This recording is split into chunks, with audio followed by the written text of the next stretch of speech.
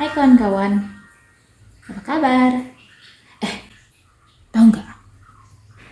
Dia ketika susah aku tahu loh orangnya kayak mana. Sekarang waktu udah banyak uangnya, dia berubah. Ternyata uang bisa berubah siapapun ya. Sering sekali kita mendengar perkataan-perkataan seperti itu. Perkataan yang mengatakan bahwa orang dapat berubah karena dia telah memiliki uang. Ternyata apakah benar uang dapat merubah seseorang? Saya membaca di reels kawan-kawan, ada beberapa yang masuk akal. Yang saya baca beberapa.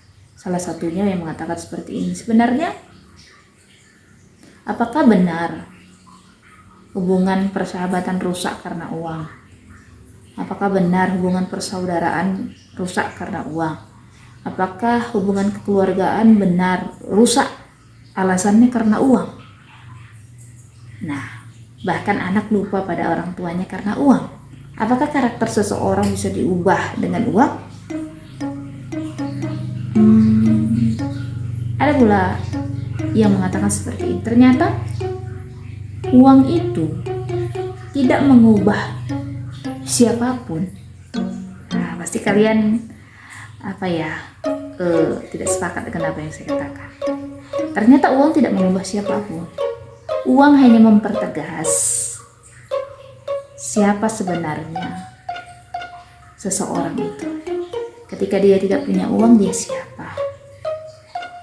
Ketika dia banyak uang, dia sebagaimana? Begitu. Jadi mempertegas dia itu sebenarnya siapa karakternya. Jadi bukan uang yang mengubah seseorang, tetapi memang aslinya seperti itulah. Nah, jadi mengapa ada hubungan yang bisa rusak dan alasannya itu karena uang? Jangan-jangan kalau uang bisa bicara, loh kok aku gitu, kok aku yang disalahkan? No. Bukan. Ternyata bukan uang yang mengubah karakter seseorang, mengubah sifat seseorang. What? Yang membuat hubungan persaudaraan rusak, hubungan kekeluargaan rusak, hubungan antara orang tua dan anak rusak, hubungan persahabatan itu rusak, bukan uang. Tapi apa?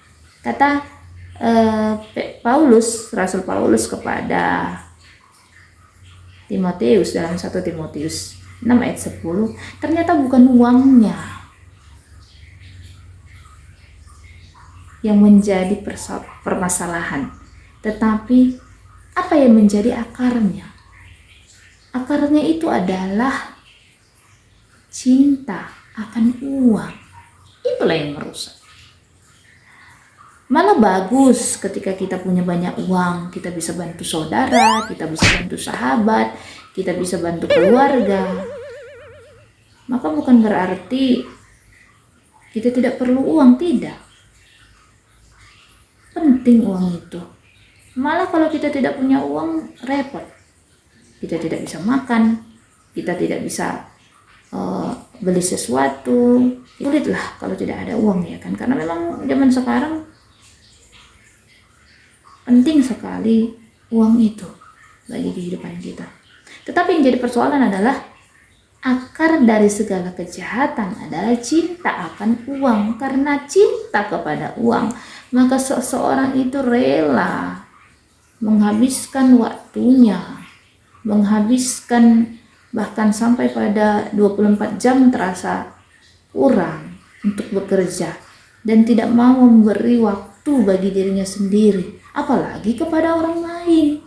Untuk dirinya sendiri saja dia tidak mau memberi waktu karena asiknya mencari uang, apalagi untuk keluarga, orang tua, anak-anak, istri dan lain sebagainya. Bagaimana dia mau mencintai orang lain? Karena dirinya saja pun tidak dia cintai, karena dia lebih mencintai uang. Maka beri waktumu. Ketika kau sibuk bekerja, berikan waktu untuk dirimu.